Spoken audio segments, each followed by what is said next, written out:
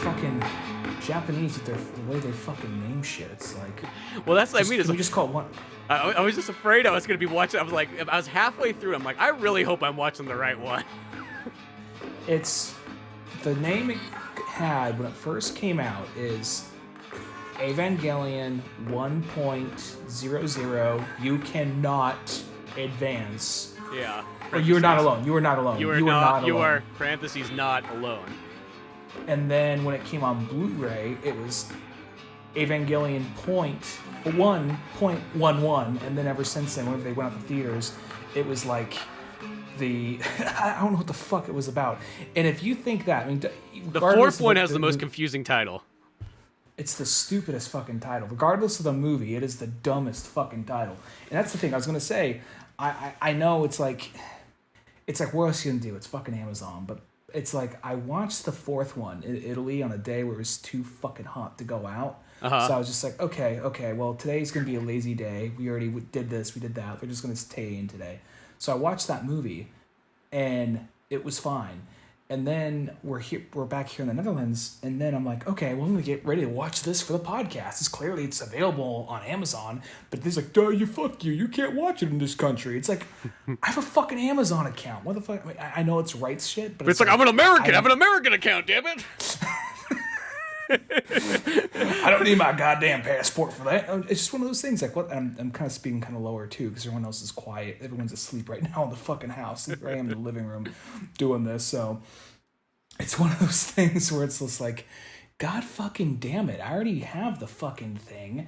It's available. Why the I know it's rights shit. It's beyond me, but I feel like this is the problem with fucking Monopoly shit. You know, it's just like there's a time where I feel like you could find this a bunch of places to watch it, but when one place fucking has the means to it, and you can't fucking watch it, and just like you already fucking have it, you just can't because you're in a fucking couple extra area codes away, you know? Yeah, well, it's just like, well, the Netherlands didn't pay for the rights for this movie, so you ain't fucking getting it. But it's just one of those like, damn it, I have an American account. I'll pay you with Uncle Sam bucks. Americans should be able to watch whatever American TV they want, no matter where the fuck they are in the goddamn world. If I'm on fucking Mars, I don't want no Martian Manhunter bullshit account. I want the goddamn Captain American account. How fucking hard is this for you to get through, Jeff Bezos? I'm not in charge of like who put the Evangelion. Fuck yeah, you are. Of course, you're in charge of everything. Your name's fucking on the account. Oh, I feel like he would be on some kind of Evangelion like instrumentality project scheme. I feel like he's like when they have that round table of all those guys at Sele, he's like audio voice number 5 or some shit. Exactly. You know what I mean? Are you recording? I started recording a little bit ago. Yeah, we're recording. So hello, welcome to the OMO Podcast. I'm Spencer Scott Holmes. And I'm Ryan Dunnigan. And we deal with those different things of getting to watch things in other countries and so on. I guess that's where like you hear of people doing they get the shit. What do you call those? Where NordVPNs. Yeah, the VPN where you get that and you're like, and then you place yourself in another country. It just sounds like extra effort. Almost by that point, just be like, shit, I'll just buy the movie if that's. Well, the worst part too is you have the video sitting at home like on DVD, so it's like that double whammy. Like, well, how many times am I going to buy this over? Exactly. And just to be clarified, because I didn't know how much of that we were going to use and all that, and I'm like, oh, then I went to Italy, then I went to the Netherlands, and I can't watch this fucking anime. I'm traveling. My girlfriend's family lives in Italy and the Netherlands. We're just seeing them all right now. Or my fiance. I got to get used to saying that. My fiance. So it's just one of those things. But in like, it's like, do you want to go? We should go out wine tasting with some friends, or we should go see Amsterdam. Like, I'm like, I gotta watch an anime movie. I gotta watch an anime movie right now. Like wine tasting with friends? Like, what are we, 60? Not wine tasting. I don't know why I said that. I don't do wine tasting. I don't even it'd be some that kind of shit. Like we could get cultural. Like I'm getting cultural about reading subtitles right now. God damn it. Shit, yeah. Well, that was definitely. I did have to put because the English version popped up, and I was like, fuck it. I already hit play. Like I was doing the lazy thing, and then like it was like, okay, the first voices aren't bad, and then like it was just like getting right in there, and I think it was Masato. She started talking. I was like, nope, not doing this. Putting this into Japanese now. I actually don't mind. I'm used to Evangelion in the English because that's how I first saw it. But then the version I found, which was not on Amazon, I'll just say that, was in subtitles. Like, I'll do it. I've watched it before in subtitles before. I don't know. I'm just used to Evangelion in subtitles, but it's what it is. I don't remember what you mean in dub. Oh yeah, in dub. Yeah. And I guess the thing is, originally we were gonna plan on, I don't know, just because the 3.1 plus 1. Thrice Upon a Time, whatever the fuck it's called, like that thing came out like, oh, that's already out. I thought, because it was taken like almost like 7 or 8 years for that one to come out, and then we were gonna, like, leading up to it, we were gonna watch all 3 of them, and then when that came out, we're gonna do that. But then Suicide Squad came out, Batman Long Halloween came out, other things like, oh shit, that's right around the corner. So Batman always has to come first. Yeah, Batman and DC take priority over over fucking Evangelion. Sorry. So it's one of those ones, but that's okay. It's like, well, this is one of those ones. Like, actually, this is the very first Evangelion thing I ever watched, because I remember when you got the DVD back in the day when it came out. Back in the olden days when you had to journey far to find anime, it wasn't like it just appeared in your streaming network. This one is actually the oddity, because I remember the day this came out. It was an expensive day for me, but it was a happy...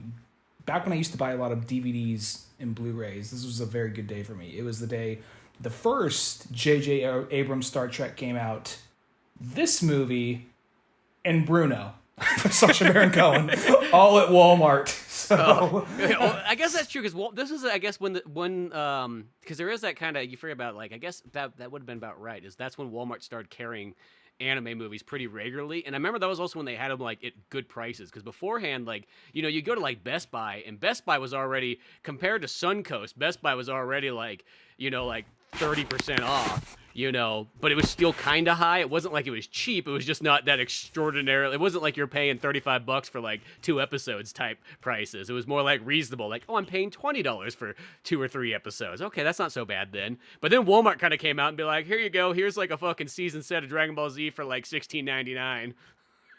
Yeah, and then, like, it's one of those things like, yeah, well, I know Walmart's an evil company, but sometimes $16.99 or hour and a half drive, and oh yeah, it's $50 here or $40 maybe, depending on where you're like Suncoast or FYE would be. Suncoast and FYE, are they any better than Walmart at the end of the day? No, not really. They just like, we know movies, but it comes at a price. Yeah, it's totally like the film nerd ran that shit, and just when it went crashing down, like, or like ADV. I know it's probably which was the original thing that dubbed Evangelion, which I know it was probably an expensive process, niche market, but like $30 for a DVD that only had like 3 or 4 episodes, get fucked. Yeah. Those days when they used to have you by the balls for it, that's what always blows me away nowadays, because like you'll just see like Funimation and like Crunchyroll, and you just like, there's like 800 fucking anime things to choose from. And then like, if I go back to like my 10-year-old self, it's almost like I would probably have a heart attack and die right there. It was just like, you just didn't have those choices. I know we've mentioned this like 1,000 times probably on the podcast, but it's like, that era when, like, you know what I mean? When you're grateful for like those 10 things of anime that you could possibly get, and like you searched and, scoured for like anything else. It didn't really even matter what it was. Like anything that just had that Japanese anime look, you just accepted like, this is good. I like this. Is it that great? Probably not, but I have to like it because it's one of my only 10 choices.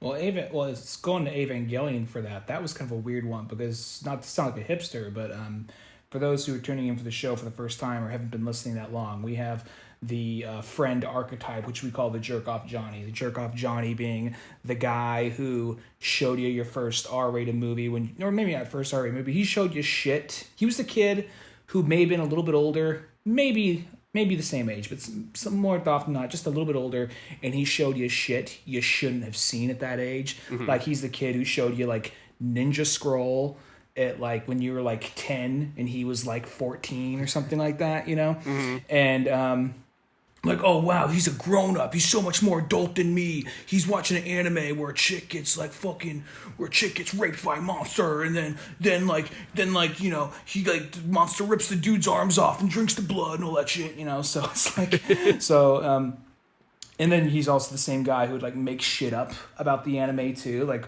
well, in the Japanese version of Pokemon, you know, like Misty and Brock fuck all the time, and like when the Pokemon fight in a battle, they actually die. Like, oh wow. And you believe it because that was just those days of rumor. I almost feel like the days of rumors just don't exist like they once did for children. Because you can prove them wrong. You can easily prove it all wrong with a fucking Google search. And then, like, you know, just like, yeah, well, God, those guys at Entertainment for Kids must be doing overtime in the editing room around that shit. And then, anyway, that was the dude that showed me Evangelion, because he was the one that kind of had a bunch of anime. And he had it all over the place. Like, he had it, like, on VHSs when it was coming out. He had a couple of random copies on DVD. And then, believe it or not, it was actually on PBS Sunday nights close to midnight. But it was, like, subtitled. And, like, fuck it, no one's watching. You know? So, well, because that was the thing, is because everybody sort of jumped in. They're like, okay, this anime's popular, but we want to put it always on like a time, and like midnight was always the time frame, because Cartoon Network did it at midnight, Action Channel on Stars did it at midnight, Sci-Fi Channel did it at midnight, and PBS did it at midnight. It was just like, God forbid that like any like normal like you know, no sane adult is up at midnight anyway, so you know it's a safe time to play it. And, you know, it was funny just seeing kind of like because he taped it off that, of all things, like robbing it from like, because, you know, they're always asking for money on PBS. So he's just there. He's just like some old bearded guy looking like fucking Leonard Bolton, just saying like, yeah, so the Evangelion show, if you guys want to keep on seeing it, we're PBS, we don't got a lot of fucking money, just send in something. We'll send you like a nerve bag and a VHS of this episode. I don't fucking know. You think I watch this shit? No, I want to see that National Geographic's documentary on Kodiak Bears or the Who concert. I don't give a fuck about this show. You're the one who wants to watch it. I got all fucking night. They do that thing where they really guilt you, and that's kind of like how I saw Evangelion, all like spursed out, like VHS, dubbed, couple random episodes DVD, couple random episodes subtitled, copied off PBS. You had the most like Frankenstein experience of it. And then surprised there's not somebody like in a shadow box like describing one of the episodes you missed. Yeah.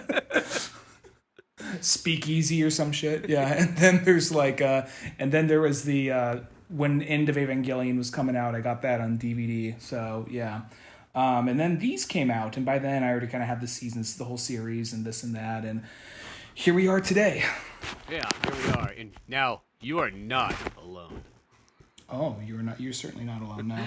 So this is actually, because I remember, because this was one of those animes that you showed me, and I remember, like, I guess when you really showed me this was when we really sat down and watched this, when, in a sense, going back to the beginning or so, we sat down and we watched this anime when it came out, the movie version, because you're like, hey, it sums it all up in kind of like, you know, a quick hour and 40-minute version or whatnot to kind of get across what this is, because, you know, that once again, that was that time period too where you still were like trading stuff back and forth of like, hey, did you see this, did you see that? It wasn't just like, you know, it was just easy access to everything. Once again, it was all like, you know, Indiana Jones fucking searching still. But so this is what I kind of feels like the first, and from here, this is like kind of like when I was watching it, it's like, oh yeah, I do kind of remember some of this stuff now. I mean, I haven't watched it in 12 years or something, but to be fair, we really weren't watching it that much because we started it. Yeah. And then Kyle of Pizza Boys fame came on over, and then it suddenly became, let's watch Kyle react to this. So we really weren't watching the movie. It just became kind of like, yeah, I'd fuck the anime girl. I'd fuck the anime boy. He looks feminine enough, yeah. Yeah, I got to that point where it just didn't matter. So they're 14. Yeah, it's okay. They're animated. The cartoons. They're fucking right. They're not real. Yeah, exactly. So it just became us watching, like, you know, we were watching like probably the first 20 or 30 minutes, and then Kyle came over. He says, what the fuck are you guys watching? Like anime? Like, all right, I got nothing else going on. He like cracks open a beer and then just, let's see what Kyle does. But no, watching it again though, because this does follow, because we covered the series like a few years ago, and when it came to Netflix, and this follows it pretty closely. Yeah, it follows it actually almost identical. Yeah, almost like it followed it so closely that at first, because when I was watching it, because we, you know, as we kind of explained it, the confusing titles and everything like that, when I was first watching it, I was like, wait a second, this is the right one, right? Because some of these scenes almost seem so identical to like what I'm like. This isn't just like one of the random ass movies from beforehand, is it? Like, and it's like, okay, I kept doing the double check, like, no, that's the right one, and so on like that. But I think that's what makes it kind of nice, though, is it does kind of like, hey, it gets you kind of going, like, on like the story and everything like that. You're ready to go. It feels like one of the like at the very beginning. Because it's like Shinji's like instantaneously, it's like, boy, your dad needs you to come to work. Like, oh, is dad gonna do like one of those like father son like you gonna show me around the office? No, he's gonna send you out on like a death mission, and he doesn't want to see you actually. Read this pamphlet. Yeah, exactly. We got a long elevator ride. It's a little cold, so yeah, you got some time. But yeah, but I just want Dad to say you did good at soccer practice today, Billy. Like, I mean, I know it's not my name, but I would take it. Well, even I just like to imagine, because they constantly show, without spoiling things, the newest movie adds context. Like, oh man, it's not that, but they show that picture of like Shinji crying at the train station, and you see like a silhouette of his father walking away. I just like to think he just fucked up at a baseball game or something. like it was T-ball and he still fucking missed. So I like to think it's that, but it's not the case. How do you strike out in T-ball? How do you fucking do it? You're no son of mine. I was hoping that's what it is. The new movie actually shows that scene, so not the case. But I was hoping. But I almost want to say that if I remember correctly, in just the regular anime and so on, there was like almost like the first couple episodes, maybe not that much, but kind of built up to Shinji kind of getting. It wasn't just like, hey kid, your dad needs you to start work today. Like that's like the first like 5 minutes of it. The first episode ended with him getting into the robot. Okay, maybe that sounds about right. And then it cuts. The next episode cuts to like we see him at the beginning and he fucks up, and then he just wakes up the next day like, oh, it all panned out.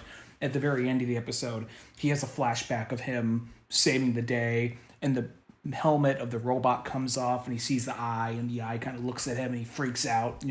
So it happens a bit quicker. They kind of like trim a lot of the fat to this movie. And I'll be honest, when I first saw the movie, I was like, I enjoy it because I already enjoyed the series, but it does seem kind of like more of like, aside from a few things here and there in early setup and getting some exposition out of the way quicker, it's kind of like, if you've seen the show, you've seen this movie. But that being said, for an early introduction, it makes sense, Yeah, no, well, I could kind of see that if you kind of had the DVD set and you watched that a bunch, you'd almost have that feeling at first, like, this is cool, but it sort of feels like been here, done this already, but I don't know, I think it seems kind of like it's a very, like, solid way to kind of get you into it with just, like, a nice movie length. You know what I mean? It kind of hits all the main beats, I guess. It's almost like Dragon Ball Z Kai, but not so much that, like, because the only downfall I always feel like the Kai is they cut too much out of that. Like, that's why I didn't really like that variation of it, because it's like, you cut out a lot of the stuff I actually like a lot. I mean, I know it might not be, like, literally, like, story A, but I like some of that. Like, I like when he's on Snake Way, and he goes to these different places, because that makes Snake Way feel really long. When Snake Way lasts all of, like, half an episode, Snake Way doesn't feel that long. Yeah, exactly. And this kind of, you don't really need a abridged Evangelion, but the thing with what they're trying to do with these movies is they were trying to, like, all right, do we really want to retell the whole thing? I think, like, I want to call Ano Hidako Ano. I almost called him Gendo, because he looks kind of like Gendo. But I was going to say, I think he just wanted to add some clarity, and he actually maybe had a different opinion of things, but like years later, so he's like, I feel different now. Let me make this movie. Let me retell it. So I kind of get why the first one, it's kind of like, because the first one, it's like 90% of what you've seen, 10% is different. The next movie, without spoiling anything, it's kind of like half and half, really. It's like half new, half brand new shit. The one after that is like 70% new shit, 20-30% old shit. Same thing with the very last movie. Yeah, so that kind of seems like, yeah, as time goes on, it definitely adds in more. But this felt like a good way to kind of catch back up and kind of remind myself of like what all the Evangelion was kind of about and so on. And it still kind of hits like all those like funny and fun moments with like the serious and dramatic stuff too. Because I even just like I love even like when just Shinji just goes to Misako's house or whatnot. Like she's like, yeah, I'm just gonna like move this boy, like 14-year-old boy in with me. Whatever. I'm a 25-year-old lady. I could bring a child in. If it was the other way around, I was a 25-year-old guy bringing in a 14-year-old girl. That would look really fucking weird. But it's well, that's what Kaji almost was to a certain extent when we eventually get to him. Yeah, I guess. Well, that's what Asuka was trying to make it. Like Kaji was like, he was on like the Me Too list for everybody in Nerve, with the exception of Asuka. Like Asuka's like, no, I'm the only one. Like, no, fuck off. You're too young. I don't give a shit. Yeah, exactly. I'm gonna fuck Shinji before I fuck you. Trust me. It's okay. Ray just gets dumped off at like the crap apartments at like the end of towns. So I guess she doesn't get to live with anybody. Like put her. She's fucking weird. Like keep her away. Like, well, she's kind of like your daughter. Yeah, but I dropped my son off at this train station when he missed that fucking t-ball game. I could drop off my other like somewhat daughter. Clone daughter wife. Yeah, thing, whatever. I kind of want the best of both worlds without actually having two, just in case so I don't have one nagging in each ear. Here's the thing. I already got Shinji to fucking nag in my ear. Here's the thing, like, a lot of ideas sound good to Gendo at first, then I realized I'm not good at following through. Like, I thought I wanted a kid, then I realized, like, 2 days into it, nah, I don't. Hopefully he'll be better at T-ball. Just a fucking disappointment. Like that time I got a goldfish.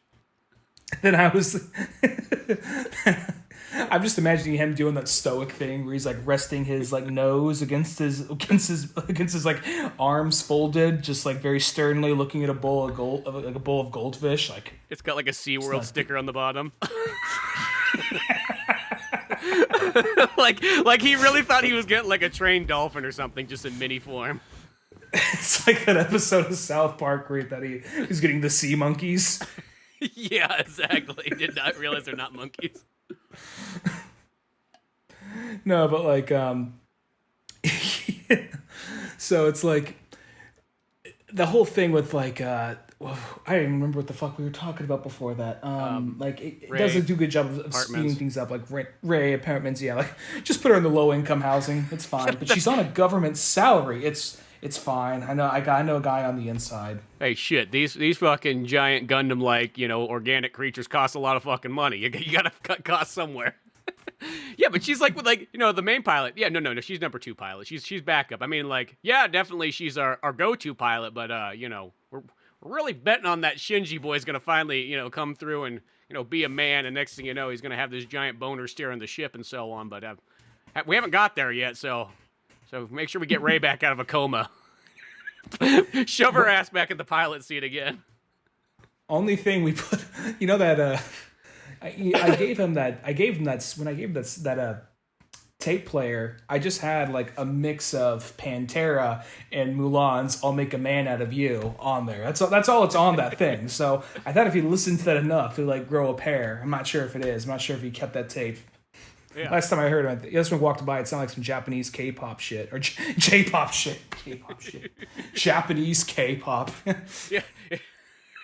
I don't fucking know. Here. Whatever the kids are into, back in my day, it was just a guy playing a fucking, like, fiddle, we didn't need much. Once in a while, someone bangs a gong, you know what I mean?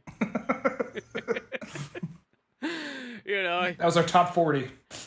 Shit, you know what? If Shinji doesn't have my tape in there, I'm gonna be really pissed because I saw that Guardians of the Galaxy movie, and that fucking kid listened to his parents' tape that for the last 20 fucking years. A good fucking kid in that one. If I had a son like that, boy, yeah, I'd let him come eat the big table. Yeah, if he was up there, fucking green girls stealing pirate treasure and shit, yeah.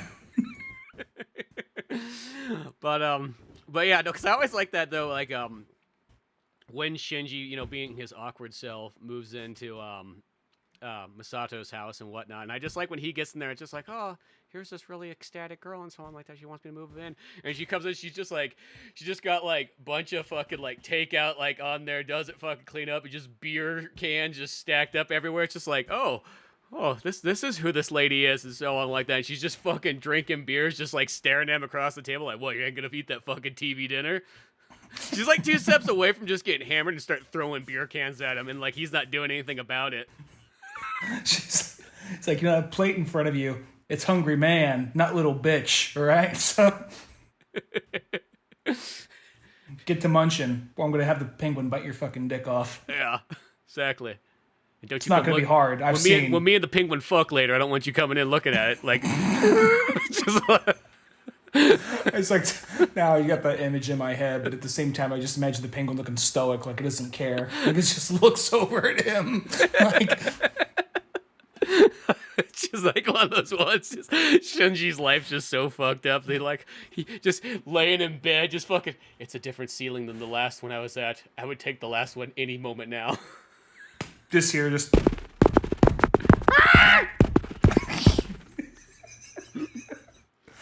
He just goes out. He's like an easy chair, easy boy. Just fucking right there. Both Masato and the penguin could not look less enthused. The penguin just looks over and just looks back to her like he doesn't give a shit. It's like you already thought that just this penguin in the movie is actually the most random object in this whole thing. Wait till you see what the penguin does. It has a purpose. I'm sure there's fucking fan art of that somewhere. But no, just like it's still. Masato's like, look, we're 1 year away from the world ending. I gotta the boy. Hey, 8 years ago, I was in a relation. It didn't fucking work out. I thought getting with a penguin, it's gonna be safe. He's got a steady job. I mean, I think I have a steady job, but mine could end at any moment. But the penguin, he's got a business that's gonna outlast this planet. Have you seen inside the refrigerator? He has a nicer TV than me. Yeah, exactly. But no, I still just like, beyond the penguin part, I like that dynamic and so on there of whatnot of like this like scared child having to live with this like almost like this lady who does not feel like she should be probably working at like, the end of the world fucking robot building factory and have such a high job. Cause she just has that feeling like almost like if she just like works some like low income, like blue collar type job or like was just like a waitress or something, just like smoking cigarettes and coming home like, hey, fuck life. There's Tommy. Oh, my name's Shinji. Yeah, whatever the fuck. You're staying with me tonight. You're gonna be rent money soon. If I lose my job, guess whose mouth is making some money out on the street? Gonna be your pimp, Shinji. Believe me, there's a lot of men out there that want to fuck a 14-year-old boy. I don't like to say that it's true, but it fucking is. There's the what example what's it gonna make? Well, the whole thing with like Shinji, I remember like when I first saw the show, I was like, I get it. He was just kind of I kind of went back and forth on him, and I overall I like Shinji. He's by no means my favorite character. There's just that thing where at the beginning I kind of get it because at first you're like, why is he such a little bitch? And you look, oh, he's got like Asperger's or he's got something. He's meant to be chemically off. Like that's the thing about him. He's not like suited to pilot one of these robots or Avas because I guess the creator doesn't like when people call them robots. Yeah, I know. Sorry. But, it's giant. It's metal. People control it. That's what comes to mind. It's not a fucking Gundam. I am not getting sued. I'm not. Like that's like all it is. Just a legal issue. We gotta call them Avas just so like there's no legality. See the lawyer? They're already standing out fucking side there. I see the Bandai lawyers. God fucking damn it. We're called egg dumps. I mean Avas. Fuck yeah. But and then like I don't actually dislike Shinji at all. Too. He seems like that kind of character. There'd be like a certain age. You'd be like, oh, who the fuck's this kid or whatnot. I feel like nowadays I'm kind of like, I kind of get it, and I don't really think that he's necessarily retarded. I think he just is that one. He's just like, I just wish Dad would say you did a good job. He's not, and it's not like it's like a Disney dad issue where like he actually lives in this amazing life and just Dad just is at work all the time, and so he doesn't sort of see that pays for this amazing life. Like no, Shinji's like literally like dropped off and just kind of shuffled around and so on because Dad's like, I don't got a purpose for him yet. Lost that fucking T-ball game. You know what I mean? Put a lot of money down on that kid.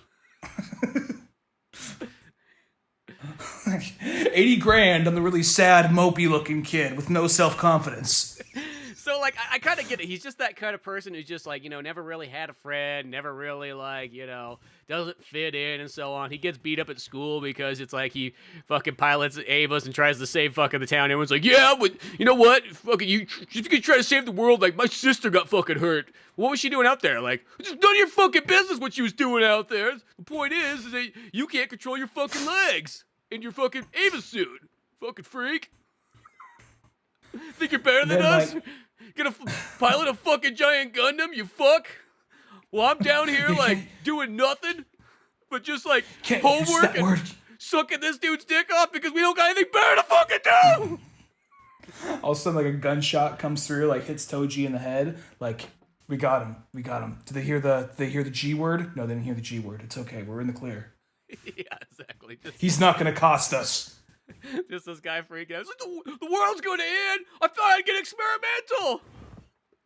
Well, it's like also one of those things, like, he's just like, did we kill him just because he was beating up our star pilot? No, we killed him because we're not getting sued by Bandai. Fuck that. Yeah, you fucking threw the Gundam term out there again. Just can't happen. Dude, you just said it. Fuck. Closed doors. Yeah. Got like a suicide like necklace on or some shit. Well, the worst part too is that other fucking kid's running a fucking camera the whole time, so we had to take him out as well. He thought it was the coolest thing. He didn't even see it coming.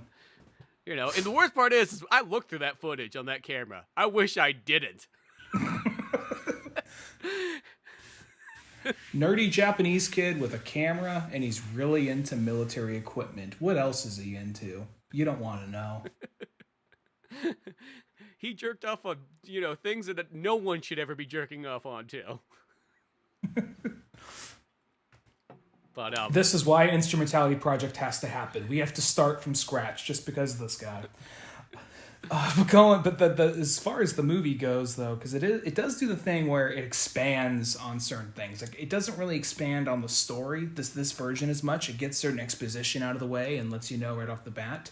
But it does do the thing where battles are more grandiose. Because before, the battles were just kind of like, oh, another battle. Where by the end, the third one, the third angel they're fighting, the floating diamond thing, that battle is a lot more bigger. Feels like it has a lot more scale to it. I mean, they essentially do the same thing, but they make it feel so much more bigger. Like, it feels like you're watching a movie. You know what I mean? Not just another episode. Well, it does. Well, because I'll insist, the original show of the Evangelion almost feels not like cheap, but it has like almost a little bit like it's not a Bandai budget like fucking Gundam or something like that. It feels like they wanted to get this cool artistic project across, but because they probably had you only have so much money to go with it. This is kind of a first run, like, because in a sense that's one of those weird ones where it's like I almost want to say that was sort of a newer company put together. It's not like it's really it's not based off anything. It's an original property, because it's like the manga comes out like at the same exact time, which is kind of interesting because it's like, I know we talked about this before, but like I think that manga would be kind of fun to read too, because it has the guy Yoshiyuki Sadamoto or whatever, the guy who does the character designs. But then he just makes the full manga by himself and does it like, he's like, I just kind of write the story that I feel like, and I draw the characters and story like that way. So it almost just feels like that guy just sort of takes that and runs his own course with it, which sounds just kind of interesting in itself. But you know what I mean? It's like that's all such a brand new gamble in a sense. It's not like you kind of go, oh, we have this hit manga, of course this show's going to sell, or Well, also the show helped kind of create a lot of the archetypes and a lot of the stereotypes for like shonen shows, or not like battle shows, but I guess because I can think of a lot of shows where the characters suddenly had like a lot of like confidence issues, and I don't think, obviously it's not the first harem, and it has elements of being a harem. I don't really consider it a harem, but it has elements of it. You know what I mean? Mm-hmm. Well, yeah, because it might have almost progresses into that, because before almost you have like the main characters almost seem to be kind of cool and almost real confident, like, because like Goku, he's just ultra confident. You got like Ranma one half, and he's super confident, like like he's the best in the world. Like, that kind of has a lot of that kind of martial arts sort of feeling, like, hey dude, I'm the best, like, come on. And then all of a sudden now it's a kid like, oh, dad doesn't like me, I don't really have a place in this world, all the ceilings are same but different. This kid in fucking ceilings. Yeah, kid, yeah, I'll paint something here. I don't want you to look at a white ceiling anymore. What do you want painted up on there? You want like an Aerosmith poster or something like that? Oh, yeah, I know. You kids aren't into it. What are you kids into? It's 1995. What are you kids fucking into it? I got it. You know, I know they're about ready to break up, but we'll get you a Soundgarden poster. How do you like that? What if we put up some Toy Story clouds? Would that make you happy? No. He doesn't need clouds. He doesn't need clouds. You know. Let's get needs that to be a picture man. from from the second Pantera album. I want just a guy getting punched in the face, and you just stare at it every night. Every time you think about you getting shot in the face by an angel, just think of that Pantera poster. All right. Yeah, so it kind of has that. Well, these are like those ones that you kind of like look at some of these animes and like these are those things you kind of see and you go, I do kind of see how some of this stuff almost kind of leads into like I guess these kind of character styles and so on, kind of does lead into like the emo kind of era of emotions and so on. I guess you might want to say. I'm not saying that's necessarily a bad thing, but you can almost sort of like trace to like the difference between like the ultra confident characters to like the characters like who am I, what do I do? Dad wants me to pilot, but he doesn't love me. I've actually only seen like 2 or 3 random episodes of it, and I never really got into it. But there's like another robot show called Eureka 7, and that really felt like an Evangelion clone because there was like a superior officer. It was a kid who stumbled into this situation beyond his control. There's an emotionless girl he makes a bond with who has green hair or some shit. There's like a hot older officer who's like probably in her 20s while he's like 14 or 15. So it has that whole kind of, there's other shows that have done it, but Evangelion is the only one I can really think of off the top of my head. So it did kind of help push a lot of that, and I think that was probably a revolutionary idea. Like, what if we had a guy with major self-esteem issues in this story? Because if you look at the characters, at a first glance, Shinji only seems like the one who's fucked up. But as the series goes on, a lot of the characters have like some kind of representation of a different form of depression. And that's what I believe that the creator said that at some point. So, I mean, I don't know. I don't remember the names of the different depression, but you can kind of see it. Even though Asuka's not in it yet, she's kind of like boasting, pushing everybody away, trying to prove how good she is. Rei just is shut down. Shinji is kind of like afraid to get close to people. Masato is very boisterous and forcing a smile all the time, though she's kind of working through her own shit. Yeah, she's covering up, almost like the past and so on, and sort of trying to channel that around. And she's like, a penguin will fix all these problems, but it doesn't. Penguins and beer. Penguins have their own problems too. But yeah, no, that's kind of how it is.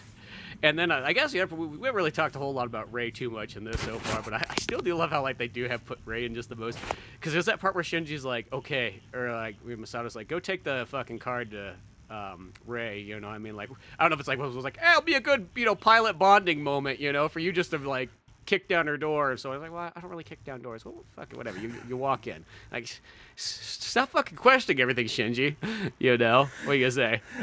Well, it's like. Well, it's just kind of like one of those things like, hey, Rei forgot to get her card the other day.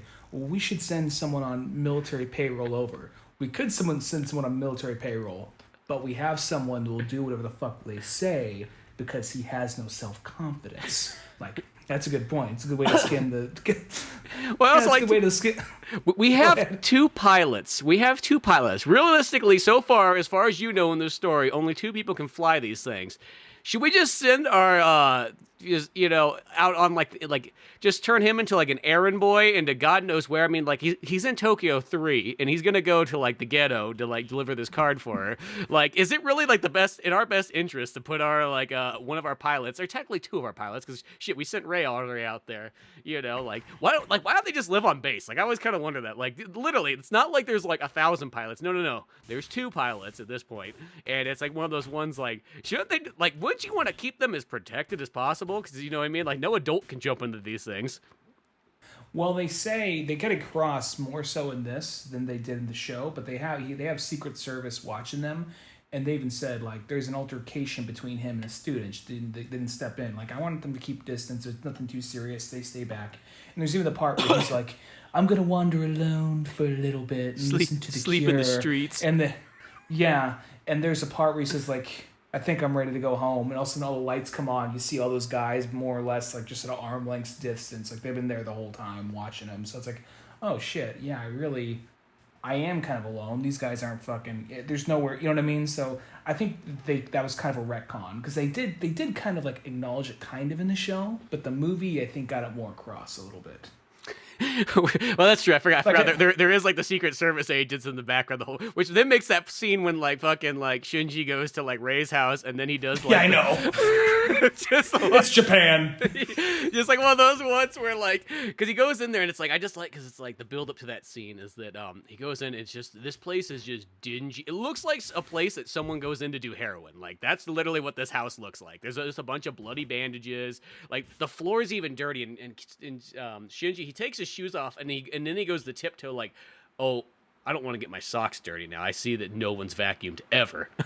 You know, and things like that. And there's just kind of like funky dishes on there and so on. It's dimly lit. You know what I mean? I mean, it looks like a drug house is probably the best way to sort of say it. There's nothing really broken, but beyond that though, it's so funky. And then he starts looking around, you know, the house, you know, he's, you know, asking, he's like, hello, you know, anybody here? And so on. Like, well, don't mind me. Hey, here's those glasses. They look kind of like my dad's. And then when he turns around and she comes out like the shower, he has the most awkward, like, whoop, whoop, whoop, whoop, whoop, trips over, pulls out her, like, you know, bra and underwear, just flies everywhere. And he just falls naked on her, or she falls on her and she's naked in this weird, awkward moment. You just see those, like, Secret Service goes, like, that's fucking weird. They're like, should we take the shot?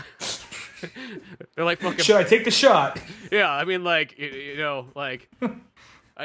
I mean, are we going to have, like, a Luke and Leia moment here where they don't realize they're totally related yet? That would actually be a good sideshow. Just the Secret Service, just watching all this shit from a distance. It's the same story, but you just get, like, and they have, like, a running commentary. So the redhead just punched them in the face again. Why? I don't know. He saw up her dress or some shit. This happens like 5 times a day. I can't keep it straight. Yeah, it's like, remember when we used to work on that other like gig in like Tokyo too and something? He's like, yeah, it seems to be very common with these people. Just, you know, there's always a dress to be looked up and somebody freaks out. And so, yeah, I just assume somebody trips, falls on someone else's tit. Yeah. Yeah, it just fucking looks like a Three Stooges skit for a second. And then it becomes awkward. It's more awkward that we're here watching it. And they kind of forget about it. Like, oh, it's going to be really awkward tomorrow. Why? Well, they're inviting all their friends over to like a party and they're going to do karaoke. Like, oh shit.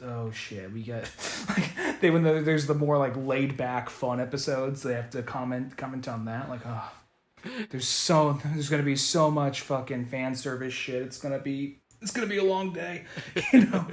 Just that he has to go home to his wife. Like, what'd you do? Well, I had to watch a bunch of 14-year-olds play grab ass and beat the shit out of each other. Yeah. It's like, what's your job? I work for the government. I can't. I mean, like, that's as much as I can tell you. Yeah. If I told you it involved saving the world, would you believe me? Watching 14-year-olds grope each other. Yeah. I mean, does that make it better? I mean, 2 of them are kind of brother and sister. I mean, you like Star Wars? Yeah, you like Star Wars shit. Like, I mean, it's kind of one of those incidents, you know? I mean, shit, the one that's kind of like Han Solo is a woman, but whatever, fuck it.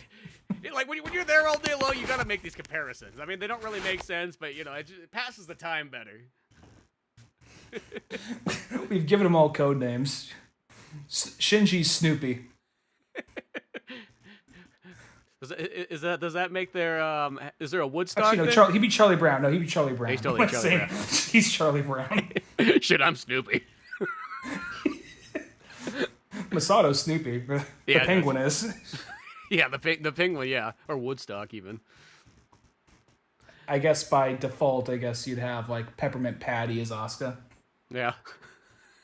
like we don't go into this. Why'd you guys go into such a Peanuts thing? I don't know. Just bored on a Tuesday. It's always the thing we do. You know, sometimes you watch a movie and you say like, "That's my character. This is your character."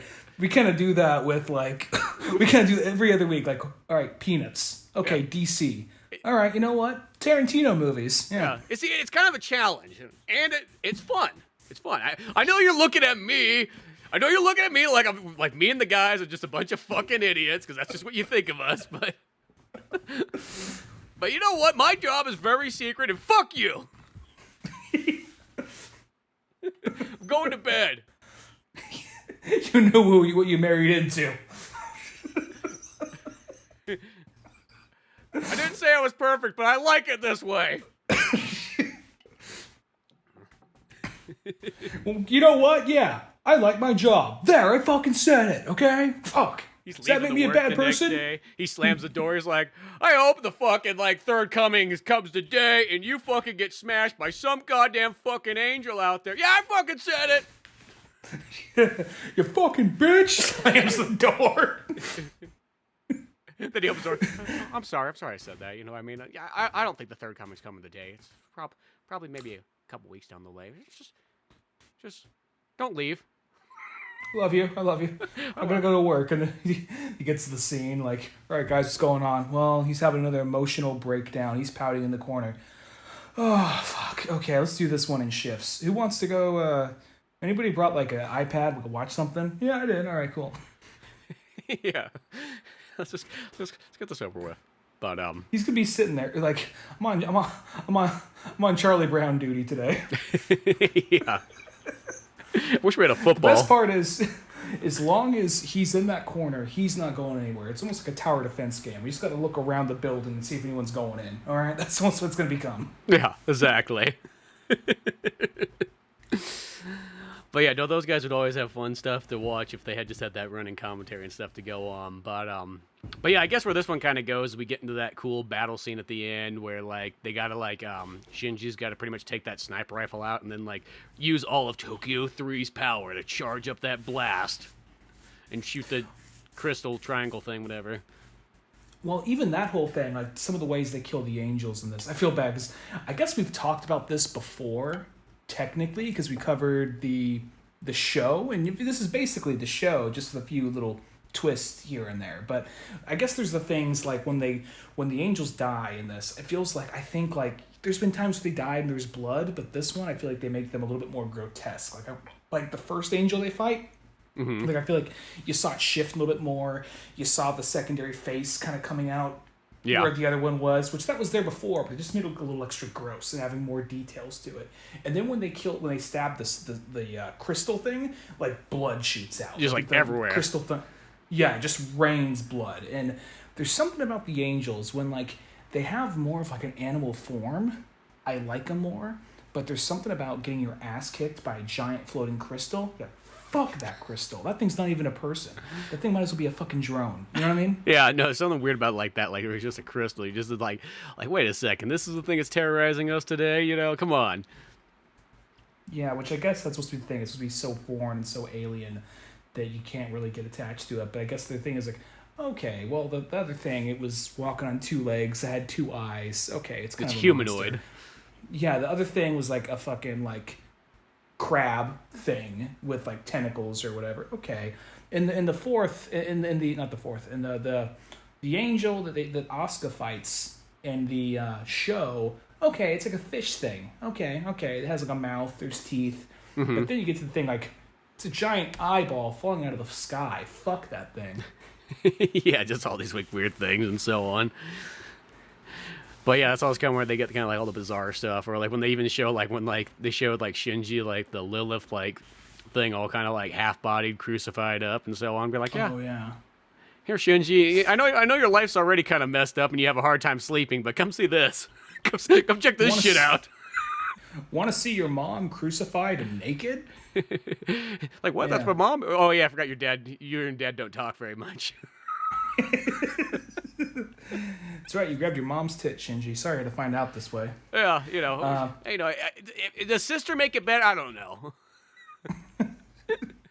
Well, it's also like, what was the other thing I was going to say regarding, I think, the angels or these things? Like, here's the thing, and I'm not going to go, I guess by now it's already out there, if it is or isn't, but there's theories, and tell me if you picked up on this. So you remember when the movie ends, the end of Evangelion, where it ends, the whole, like, the sea's red. Space? What? The space ending?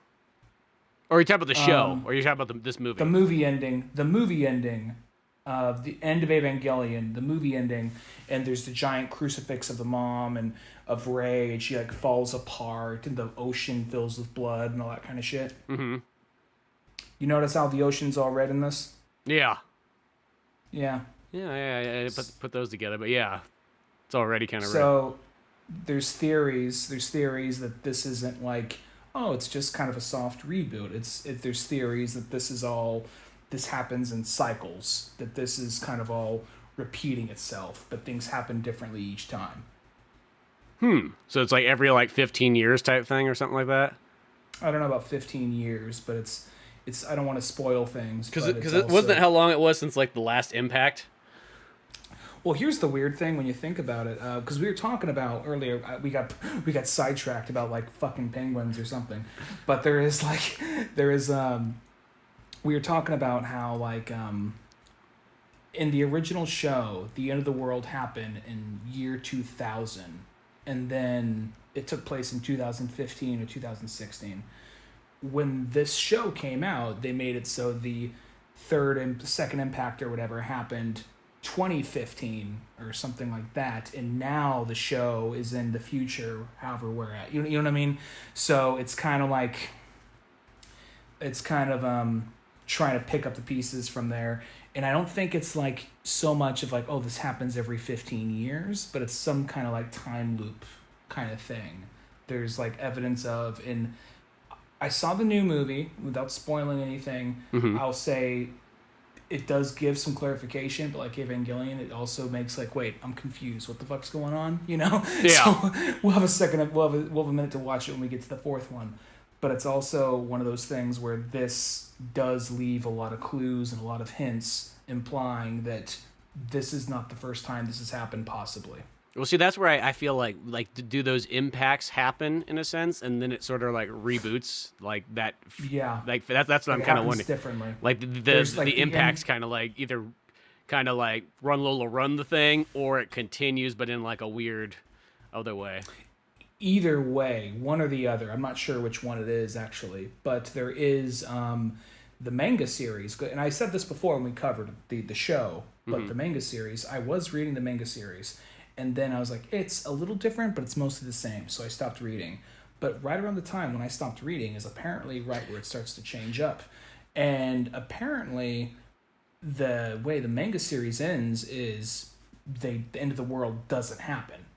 And at the end, the Avas that were all crucified and shit up in space, they fall down into the ocean from space.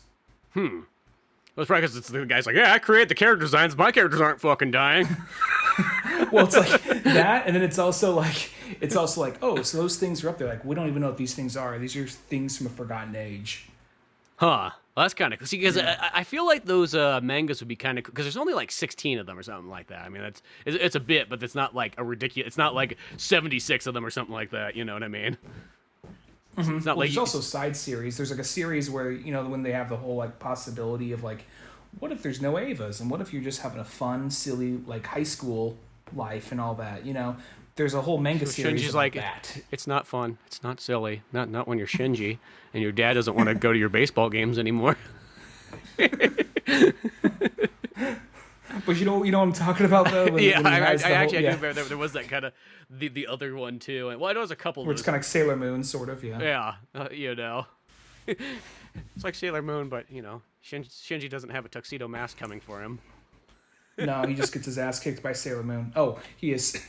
He's his Mini ass Moon or kicked. whatever. That's what it was. Just like every day, it's just like every day this girl with, you know, long like kind of pigtails or whatever just comes up and kicks my ass over and over. And the voice acting that she has is just so weird. It doesn't matter if you watch the Japanese or the American version. Like, why does she talk like that? That's always the thing I thought was weird about Sailor Moon. It's like her voice is so bizarre, and it's bizarre in both the Japanese and the American versions. I don't know why. Like I don't think I noticed it as a kid as much, but like when I got older, it's like she has such a weird choice in like a voice.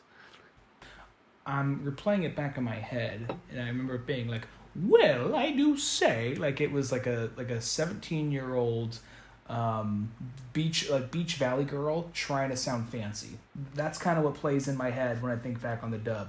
Yeah, kind of like that, and it kind of has like a whoa kind of feel to it as well too. That Like it's kind of bizarre. I mean, like it's not enough to like really like, because I always like Sailor Moon and stuff like that. But I just remember like just rewatching it not that long ago, and it was just like, I forgot how weird that voice was. But Yeah.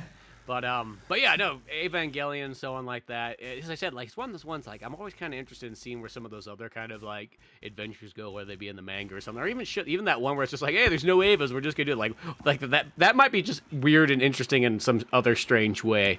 But no, I look forward to actually watching more of these movies over again, because I know I've never seen, of course, the new one, but I don't think I've seen the third one either, or maybe I have. The second one, I'm going to say, I got to watch the fourth one again. The second and the fourth one, I don't know which one I like more, but I liked both those. This one would be, I like this one a little bit. Third one is kind of where I need to watch it again, but I only saw the third one once, and I saw it like 6 years ago, and that's how long it took, because they were making these movies, it's not like they had these movies already made, they were making them as they went along, and they usually took 2 to 3 years to make, and then he went and made Shin Godzilla, and then he took a sweet ass time with other shit, and then he's just like, I'll get back to Evangelion. This one almost took, like, the series came out in 2010, and it just ended a few days ago. Well, and it came out in Japan in 2007. Oh, yeah, 07. Oh, wait. Oh, yeah. That one came to Japan in 07. Yeah, it's true. So like, because I was kind of looking at it, it's like, geez, that's like, one's like 07, I mean, if it's Japanese-wise, and the other one's like 2012, and then like 2016, and then 2021 or whatever. It's like, that's a long time for those things. You would think those things would almost kind of come out. Because I remember, like, when this one kind of came out, this was also that time period that they kind of were taking a handful of other animes too, and doing that thing like, hey, let's go back and sort of like do them kind of either we'll do a new take on them, or for some of those ones that like we changed from the actual manga, we'll start doing almost like the manga accurate version. Yeah, like the Hellsing one's the other one I think of. Yeah. Is because remember when they made those Hellsing movies where it's just the movie will represent one book, because there's like 9 or 10 of those Hellsing books. And so they just did like 9 or 10 movies to like be like, and they're just identical to like how the book is. Not like we're like the other show. Not saying the other show is bad, but the other show, like, it does like the first 2 books, and like, he ain't finished them in time. Fuck it, we're just gonna do our own thing. You know that guy. It's one guy doing it. Yeah, I don't give a fuck. Well, a lot of times it'd be like, oh, it was like the secondary, like a character who dies off really quickly in the run of the manga is like the main villain throughout the whole series, like in Full Metal Alchemist or something like that. Like, yeah, well, because that's another one too. Is Full Metal Envy Alchemist. And Lust were there the whole way through, basically. Yeah, because Full Metal Alchemist does the same thing too. Where I think it's like, he's got a couple books done. Whatever. I think I can figure out how this story goes from this point on. Oh, just to clarify, I mean, for America, I guess this thing came out just a few days ago. It actually came out to Japan like I think a 5 or 6 months ago, maybe a year ago. I don't know, but it's still kind of ridiculous that we live in that day and age that like we don't have, in a sense, like you think this movie would be able to come out like everywhere at the same time. Like, it's just, you know what I mean? Like, how hard is it to like just send the copy over and just have somebody type some subtitles onto it and call it good? You know what I mean? Like, well, this one, the first one, this actually did go to American theaters, and it got a minimal release, and it actually is rated PG-13. It has the Motion Picture Association green band at the beginning of the trailer and all that. But I'm not sure. Maybe it didn't pull in the bucks or something. I think the second one got a minimal release, and then every other one, they do that thing where they maybe they got released in theaters for like a day at a special theater for it, but not like. But the other one did actually have like a small release, but still, I think it got a wider release than these other ones. You know? Yeah, well, yeah, because I mean, when they say theaters, it's probably like it came to like 5 American theaters. So there's like probably Hawaii, where there's like a large Japanese population. You know? Well, back when I lived in San Francisco, there was a movie theater that would play. It was one of those few theaters that would play like anime movies like for like a week or something like that. Mm-hmm. And it wasn't strictly that. It could be like as much as like a French movie. Maybe like it would be usually okay. There's like one screen for like whatever big movie came out that year that week, and then there would be like 2 other screens for like artsy foreign movie or like a niche genre movie, you know, so like a Nicolas Cage movie that was like a hard R that wouldn't be like Mandy or something like that. Yeah, you know like what I mean? the weird movies. But that's what I mean. It's like those are like those ones like what there's probably like 5 or 10 of those theaters in like the entire U.S. that play that. So sometimes when you hear that's like it got a theater release, it's like well that almost needs like a different category because that's for some, if you live in like Ohio, you ain't going anywhere near it probably. Dragon Ball, I think the one exception was probably like Dragon Ball, the Dragon Ball movies, because those did get a wider release than you expect. Not massive, not like a Disney movie or something like that, but they got a wider release than you expect those to get. And they were in theaters for a couple of days at least. Well, there was that last Dragon Ball Z one. Dragon Ball's a little bit different, but that one, it got kind of like a wide release where it appeared in like every theater for like a day or two, and it did so well that they're like, shit, let's leave it in here for a week. That's what happened. Yeah, I think all the theaters did not expect it to do so good, and so it did get a real big one. But I'll say Evangelion would be really sweet to see in theaters. I think it has a very good visual presence for that. That would be kind of fun. But yeah, Evangelion. I'm looking forward to the second part, 2.222. Is that it? The 2 or 2? I can't remember. Whatever. But I don't remember either. But that'll be fun to kind of go through this whole series and so on, and have see how the story kind of goes and whatnot, and this kind of movie retake series, what have you. But beyond all that good fun, you can always go to oldmanorange.com for more podcasts, comic books like Pizza Boys, and all our other animation fun stuff. I'm Spencer Scott Holmes. And I'm Ryan Dunnigan. And we'll see you some other time. Later, folks.